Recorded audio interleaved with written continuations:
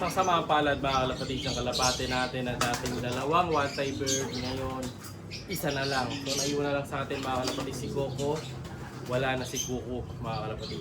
Siya si Idol Madla, nakakahanga, may mga hawak, gandang linyada. Ika'y inspirasyon kung bakit hanggang ngayon ako'y palaging kumakarera. So kahapon, yun nga, habang pinaronda ko silang dalawa, ito yung video mga kalapatids. So nirelease ko una si Kuko, tapos bali yun nga, lumipad siya si Kuko. Pagkalipad ni Kuko, umangat naman siya mga kalapatids. Nakita ko naman umangat siya eh. Pagkatapos sinunod ko na kagad tong si Coco mga kalapatids. Pero nung nakita ko, nung gumawi naman sila dito, wala na, isa na lang yung lumabas. So hindi ko alam kung saan nagpunta si Kuko. So maaaring bumaba siya, no? So mukhang may epekto talaga sa kanya yung may tunog yung bagwis niya. So natututuloy ako ngayong araw na to. Lesson learned. Actually kahapon pa siya nawawala. So kahapon ko pala natutunan na pagka may tunog yung bagwis na gano'n, hindi talaga sila pwedeng ipalipa rin.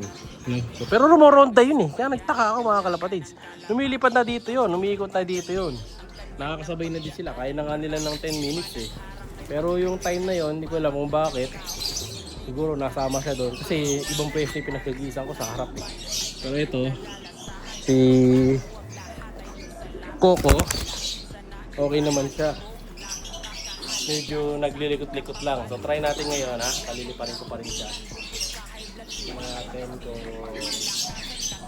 babalik pa mga kalapatid. Kasi nga isa na lang. Ganun talaga mga kalapatid. Wala namang may kagustuhan na mawala si Kuko. So isa na lang tuloy siya, wala na siyang kasama ngayon sa loob. So iniisip ko sino yung mga kasama niya dito.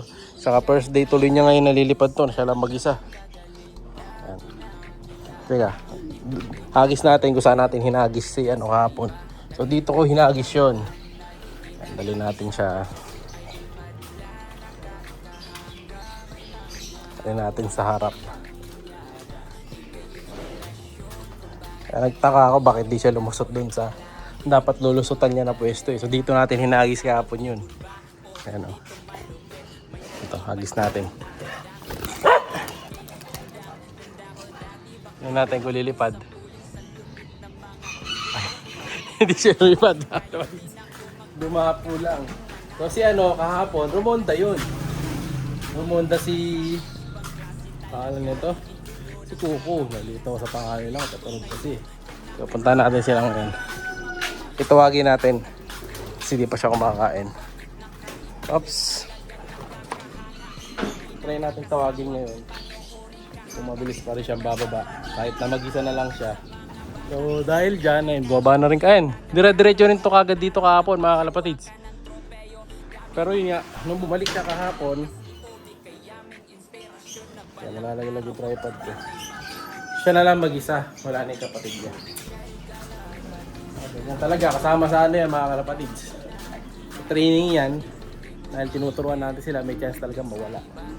Pero di ko lang expect na mapapaaga. Tawagin natin. Tara.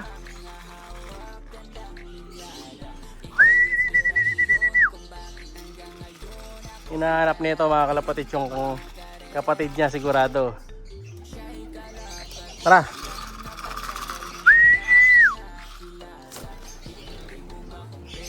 Pambira. Istorbo pa tong kulungan niya. Nalaglag yung ano, takip.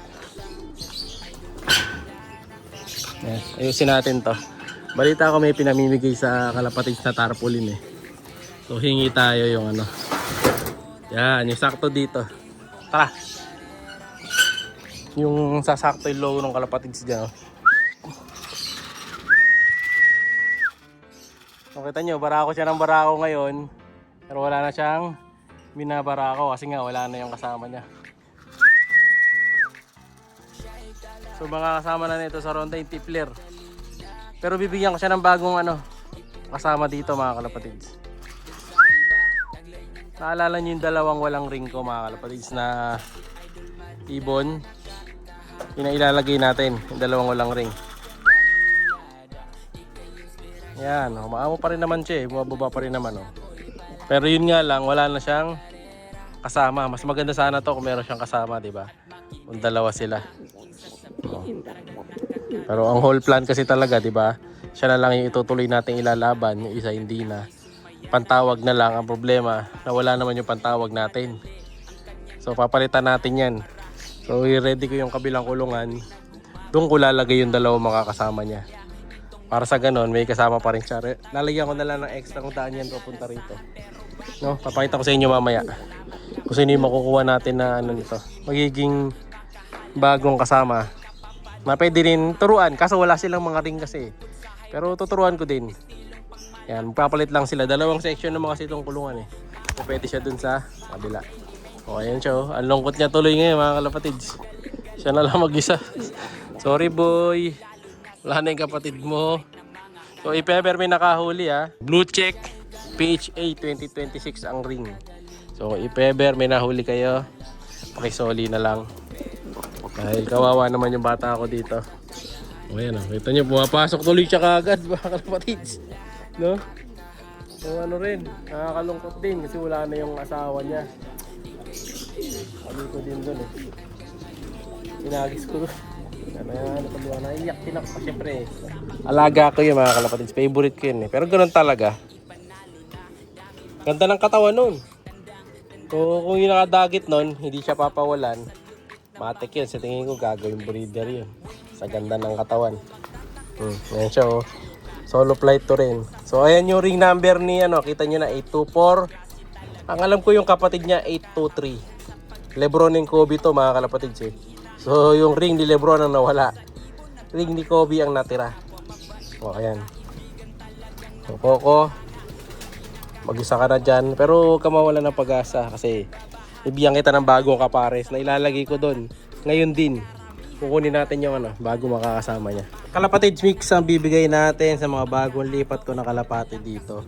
Ayan. So may kasama pa yung egg 1000. So ito yung dalawa nating nilipat na dalawang young birds na makakasama na itong si Kuku. Ay ni Coco. Dahil nga syempre nawala yung asawa niya eh. Ito. Lagay na natin ito dito. Ayan o.